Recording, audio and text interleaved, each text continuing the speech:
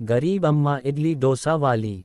चेन्नई के पास बसे एक छोटे से मोहल्ले अन्नानगर की सनकरी गलियों में एक पुरानी लकड़ी की रेहड़ी हर सुबह 5 बजे लग जाती थी।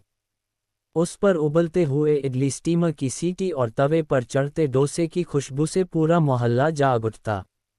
उस रेहड़ी की मालकिन थी अम्मा लक्ष्मी।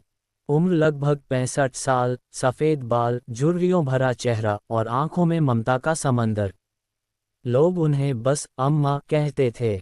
कोई भी भूखा हो, मजदूर, रिक्शेवाला, छात्र, सब अम्मा की रेहड़ी पर आते। अम्मा की खासियत थी, भूखा आए तो बिना पैसे के भी खाना मिलेगा। पेट पहले, पैसे बाद में। उनकी थाली 4 इडली जोड़ नारियल चटनी जोड़ एक प्याला सांभर सिर्फ 10 रुपये में। और डोसा गर्मा गर्म, घी में तला हुआ 15 रुपये में। लेकिन बहुत से लोग पैसे नहीं दे पाते थे। अम्मा बस मुस्कुरा देती, बेटा अगली बार दे देना, पेट तो भर गया ना। अम्मा कभी धनी परिवार में थी। पति शिवमूर्ति रेलवे में अधिकारी थे, 2 बेटे थे, राजन और मोहन। लेकिन एक एक्सीडेंट ने सब बदल दिया। पति की मौत और फिर बेटों का लालच, उन्होंने मां को घर से निकाल दिया, संपत्ति हड़प ली। अम्मा बेघर हो गईं, लेकिन टूटने के बजाय उन्होंने इडली डोसा बेचना शुरू किया। रेहड़ी किराए पर ली और रोज सुबह खुद उड़द की दाल भिगोकर पीसती, बैटर तैयार करती।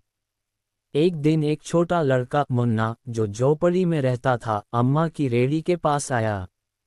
उसकी आंखों में आंसू थे। अम्मा, 2 दिन से भूखा हूं, पर पैसे नहीं हैं। अम्मा ने उसे गोद में बिठाया, थाली में इडली परोसी, चटनी डाली और कहा, बेटा जब अम्मा जिंदा है कोई बच्चा भूखा नहीं रहेगा। उस दिन से मुन्ना रोज आता, कभी मदद करता, कभी डोसे पर घी लगाता।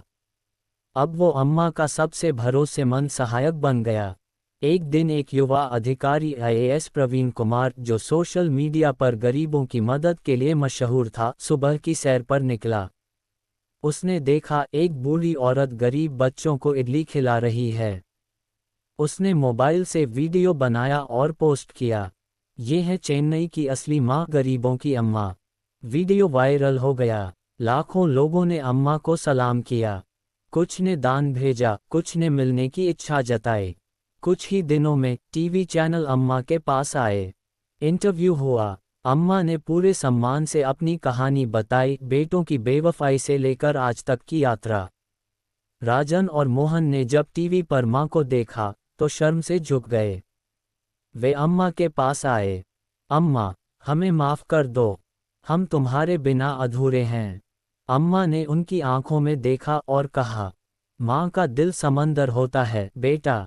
मैं नाराज नहीं, पर अब मेरी दुनिया इन भूखों के साथ है। राज्य सरकार ने अम्मा को तमिलनाडु सेवा रत्न से सम्मानित किया। उन्हें एक नई रसोई दी गई, एक छोटी सी दुकान का स्टॉल और 2 सहायक। अब वह हर दिन 200 जोड़ लोगों को खाना परोसती। डोसे के साथ अब उपमा, इडली के साथ रसम भी मिलने लगा।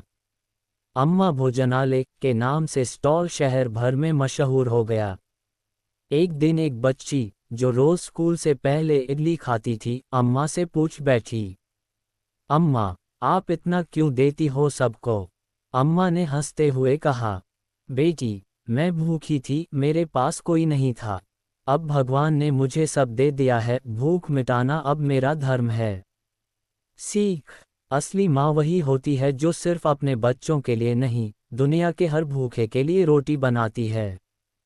गरीब अम्मा की कहानी हमें सिखाती है कि कुछ लोग बहुत कुछ खोकर भी दूसरों को बहुत कुछ दे जाते हैं।